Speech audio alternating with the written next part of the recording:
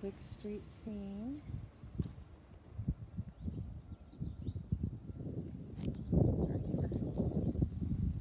Got a basketball hoop right across the street there. And this was the park that I had shown you when we pulled in. That's the proximity. It's literally just one house away across the street. All right, let's go take a look inside. All right, let's head inside. So the brick is a red and then a deep brown color mixture. The front door is I would call it a charcoal gray, I believe.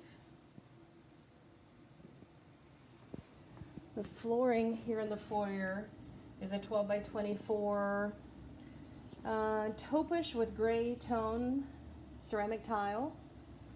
The walls are, I would call it a off-white. And it looks like our hardware is wool rubbed bronze. So you've got a huge 2-story foyer with a balcony overlooking the foyer. Very pretty. And then right immediately off to the left through this large archway is the formal dining.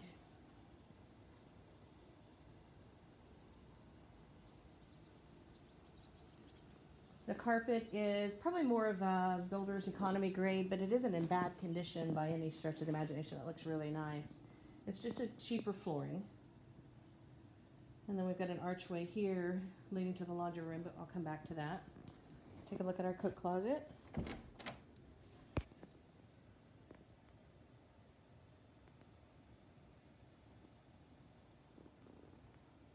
I've got it packed pretty full. Those tiles are 12 inches wide, so it's a 24-inch deep closet. Which brings us to the family room. Same carpet as what was in the formal dining. You've got a recessed area here for your entertainment system. Archway going off to the master. Archway going off to the additional bedrooms. 2 nice big windows. It feels dark in here. It's pretty dark outside today. We've had thunderstorms this morning. You've got a niche over to the right just for display, and then the kitchen and dining, breakfast nook rather, are all open concept. The cabinetry is a dark, it's really pretty. It's a really pretty wood. It's dark. The cabinet doors are shaker style with stainless steel, brushed nickel hardware. I like how they have the mixture of the actual wood cabinetry versus the glass cabinetry for displaying. The backsplash is a gray and taupe colored, looks like tumbled marble. It's very pretty.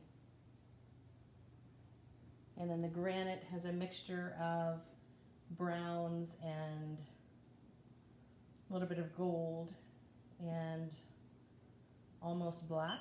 Yeah, I would say some charcoal in there. The appliances are, this is a Frigidaire gas range. It's a 4-burner. And a Frigidaire Gallery microwave. I don't think that is a convection. And then you have a Samsung refrigerator. Remind me to check the listing and see if the refrigerator stays with the house or not. Sometimes it does, sometimes it doesn't. Which brings us to our little breakfast nook.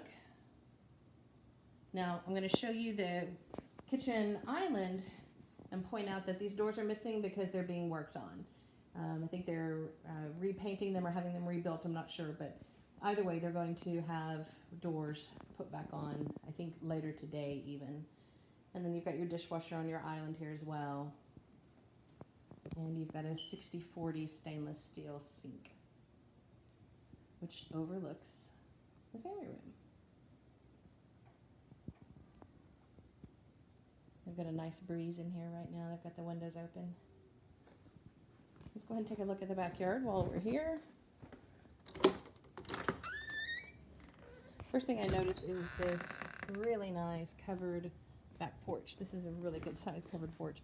A lot of the houses don't have this in this neighborhood. This is definitely something that the previous owner had paid the builder extra to do, so that's really nice. This is your clean out over here for your plumbing. So the next thing I noticed is that we've got a little bit of what we call negative gradient, meaning that drainage from your neighbor's property is going to run down to your property. So what we hope, and I'm wearing duck boots because we've been raining today. I don't know if you see or can hear this, but we've got a lot of standing water in this area. So that's of concern. Generally what we do in this case is put French drains in and remind me to look at the disclosure to see if they've done that or not.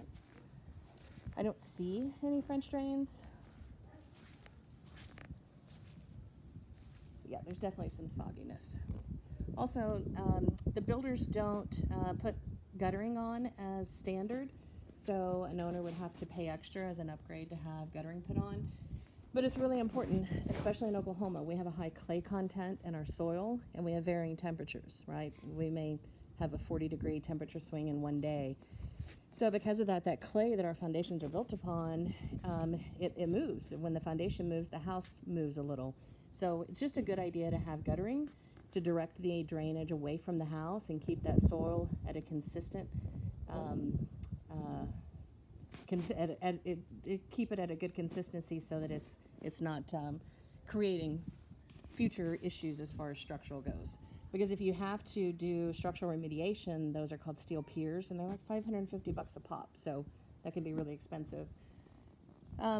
So in this case, let me back up a little bit. In Oklahoma state law, the way it works is you make an offer, the seller accepts the offer, and thus begins a 13-day inspection period.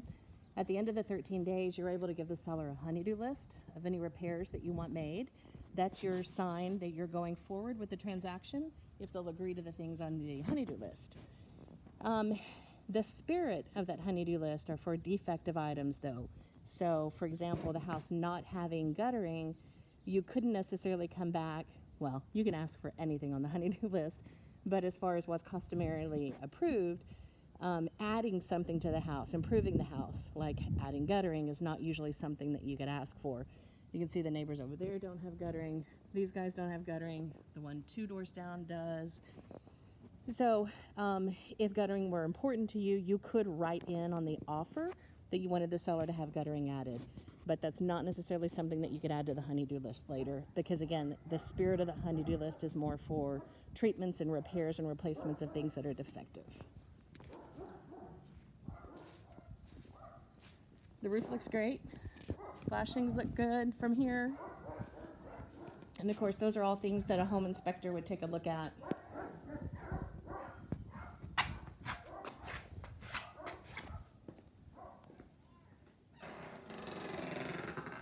little bit of a squeaky back door there. Okay, let's go to the master suite first. And we've got a smoke alarm here. I just heard a beep from another smoke alarm somewhere in the house. It sounds like they've got some batteries that are low. I just want to focus on this corner here. Just some little scuff marks there. The paint has seemed really well, but you can definitely see some scuff marks on the corner here. This side not as bad. There's one of your return air vents. And here's one of your thermostats. All right, and here is our master. It's got a nice high ceiling, plus it's got a tray ceiling, so it goes on a little further. Again, with the oil rub bronze finishes. That's a king size bed, and there's still plenty of room on both sides of the bed. So this is a rather large room.